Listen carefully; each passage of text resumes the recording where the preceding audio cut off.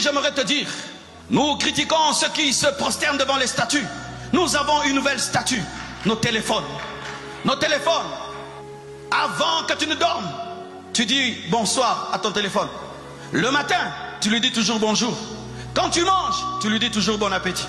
Certains, ils sont plus au téléphone qu'avec des humains. Certains sont plus au téléphone que devant leur Bible et dans la prière.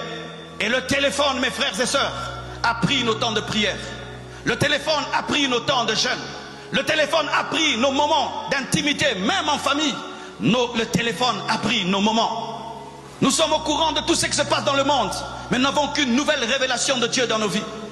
Nos Bibles sont fermées et nos téléphones sont toujours connectés. Et même en plein culte, tu es incapable d'éteindre ton téléphone.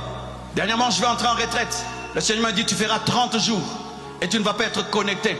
Et tu ne vas pas suivre ce qui se passe. Oh mes frères, c'était plus difficile que ne pas manger. Je pouvais accepter de ne pas manger. Mais ne pas être sur Facebook, sur YouTube, sur Instagram, sur Twitter, c'était plus difficile. Je vous défie de jeûner Twitter, de jeûner TikTok, de jeûner Facebook. Vous allez voir que c'est plus difficile que le foufou. C'est plus difficile que le foufou. Les ministères sont en train de mourir à cause du téléphone.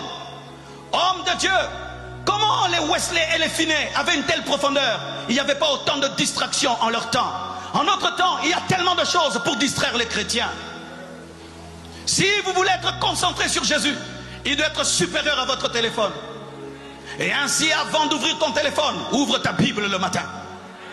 Alléluia! Ouvre ta Bible le matin. Ne lis pas tes messages et tes emails si tu n'as pas encore commencé à lire la parole de Dieu.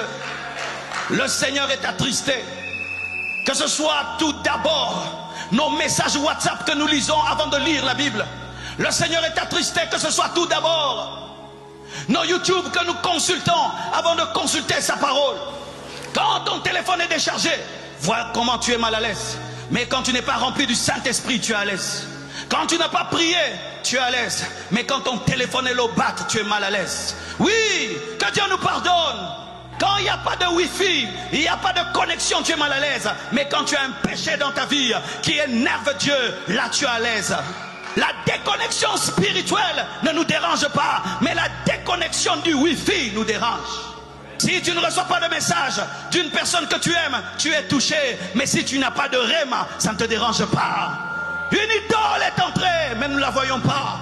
Ce n'est pas une statue. Ce n'est pas une statue, c'est un instrument.